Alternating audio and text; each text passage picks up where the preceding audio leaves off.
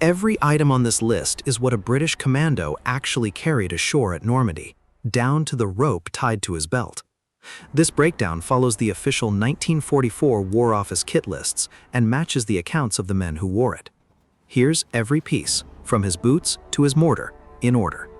Next on the list is uniform and clothing, starting with the green commando beret.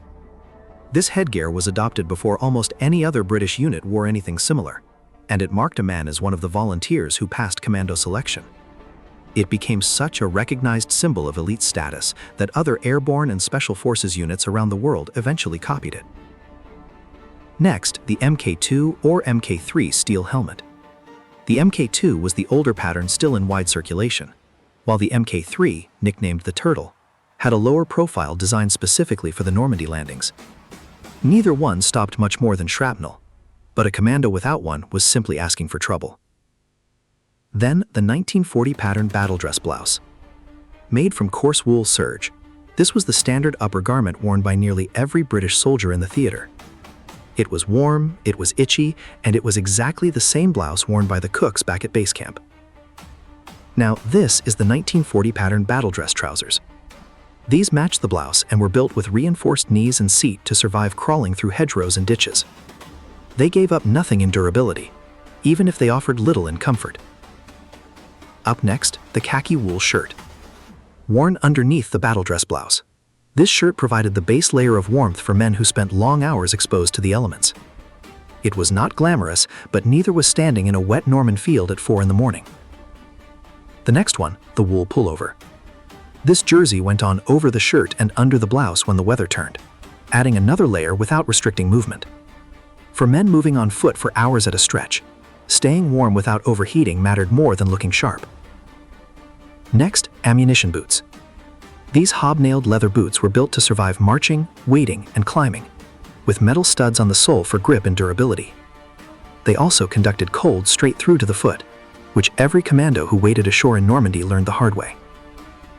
Then, canvas anklets. Worn over the boots and around the lower leg, these webbing gaiters kept mud, water, and debris from working their way inside. They were a small piece of kit, but a soldier fighting through flooded fields did not think of them as optional. Now this is identity discs. Every man carried 2 fiber discs, one red and one green, strung around the neck and stamped with his name, number, and religion.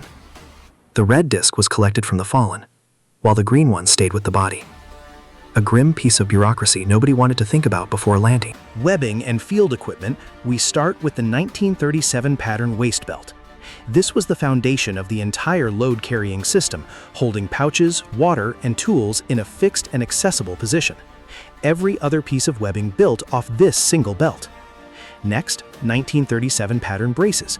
These crossed over the shoulders and connected to the belt, distributing the weight of a fully loaded soldier, so it did not all rest on the hips. Without them, the belt alone would have dragged a man down within the hour. Then, a pair of 1937 pattern basic pouches.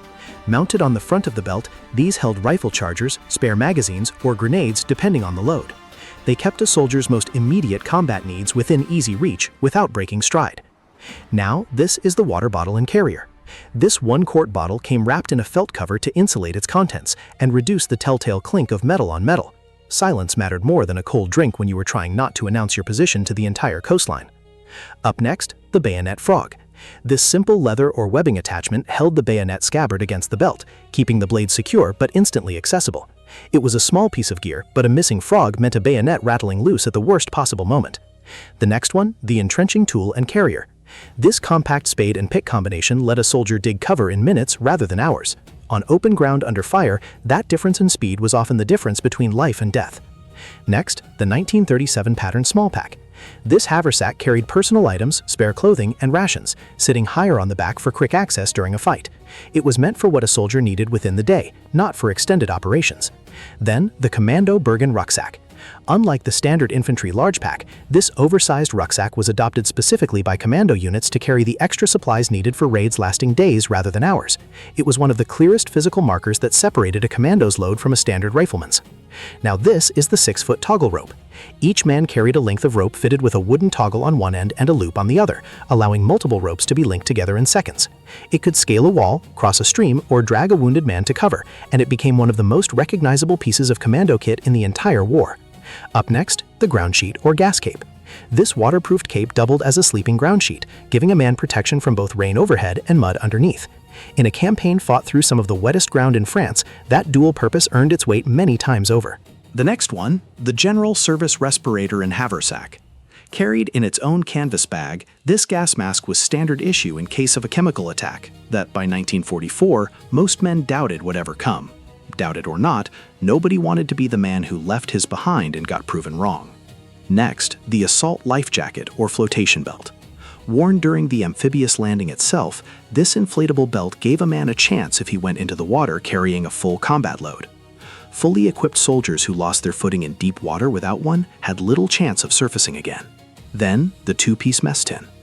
This simple tin nested into 2 parts, letting a soldier cook, boil water, and eat from the same piece of kit. It was not fine dining, but after a day of fighting through Norman farmland, hot food from a tin felt close enough. Now this is the enamel mug. Sturdy and simple, this mug held tea, the one constant comfort that followed the British soldier onto every battlefield of the war. Say what you want about the fighting, but the tea ritual survived contact with the enemy every single time.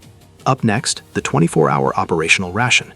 Packed specifically for assault troops, this compact ration provided a full day of calories in a package small enough to fit inside the webbing without adding significant bulk. For men expected to fight immediately after landing, a bulky ration was simply not an option. The next one, the British Army clasp knife. This folding knife included a blade, a tin opener, and a marlin spike, covering everything from cutting rope to opening a ration tin. It was standard issue across the entire army, but for a commando, it earned constant practical use. Personal weapons and ammunition. Continuing with personal weapons and ammunition, we begin with the rifle number 4 M1.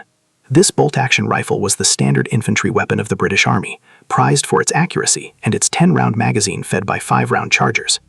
It formed the backbone of firepower for the majority of men in any commando unit. Next, the number 4 spike bayonet and scabbard. Unlike the traditional blade bayonet, this spike design, nicknamed the pig sticker, was cheaper to produce and simpler to manufacture in wartime quantities. It was not built for elegance, only for getting the job done at close range. Then, .303 ammunition in chargers and bandoliers. Rounds were carried both in 5-round chargers for quick reloading and in cloth bandoliers slung across the chest for additional capacity. A commando heading into an extended raid made sure he carried far more than the standard issue allowed. Now this is the Fairbairn Sykes fighting knife. Designed by William Fairbairn and Eric Sykes specifically for close quarters combat, this double-edged blade was built for thrusting rather than slashing. It became so closely tied to commando identity that it remains a symbol of British Special Forces to this day. Up next, the number 36M Mills Fragmentation Grenade. The M variant of this classic pineapple-shaped grenade was waterproofed with a shellac coating, making it reliable even after exposure to sea spray during a landing. It remained the standard hand grenade of the British Army for the entire conflict. The next one, the number 82 Gammon Bomb. This improvised throwing bomb used a stockinette bag packed with plastic explosive, letting a soldier adjust the size of the charge based on the target in front of him. Against a vehicle or a fortified position, a well-thrown gammon bomb could do damage no standard grenade could match. Alternative and specialist weapons. First up is the Thompson submachine gun. Imported from the United States and chambered in .45 ACP, this heavy but reliable weapon gave commandos close-range firepower during the early raids of the war. Its weight was a fair trade for men who needed to clear a room in seconds. Next, the Sten submachine gun. Cheap, simple, and mass-produced in the millions, this 9mm weapon had largely replaced the Thompson in commando units by the time of the Normandy landings. It had a reputation for jamming at the worst moments, but no army wins a war by being picky about its firearms budget. Then, the Bren light machine gun. Firing the same .303 round as the standard rifle, this section support weapon gave a small team sustained automatic fire from a top-mounted magazine. It was widely regarded as one of the most reliable light machine guns of the entire war. Now this is the Vickers K machine gun. Originally designed as an aircraft gun, this weapon was adapted for ground use because of its exceptionally high rate of fire compared to standard infantry automatics. Commando and Special Air Service units alike valued it for the sheer volume of fire it could throw in a short assault. Up next, the Piat anti-tank projector. This spring-loaded weapon launched a hollow charge bomb capable of penetrating armor, and unlike a rocket launcher, it produced no backblast to give away the firer's position. It required getting dangerously close to the target, which made every Piat crew's job one of the least enviable in the entire army. The next one, the 2-inch mortar. Light enough for a single man to carry and operate, this mortar gave platoon-level troops their own indirect fire support, whether smoke for cover or high explosive against a fixed position. It closed the gap between a rifle and anything heavier without slowing the unit down. Finally, the 3-inch mortar. Operated at company level by a dedicated crew, this heavier mortar delivered far greater range and explosive power than its 2-inch counterpart. For commandos pushing inland from the beaches, it was often the heaviest firepower they could bring with them without waiting for the main army to catch up. Every piece on this list, from the beret on his head to the mortar on his back, was chosen for one purpose: getting a small team ashore, inland, and fighting before the enemy knew they'd arrived. No single item made that possible on its own. It was the weight of 38 decisions, made by men who had to carry every one of them on their own back, that turned a raid into a rehearsal for the invasion that followed. That's the loadout that helped open the door to Normandy.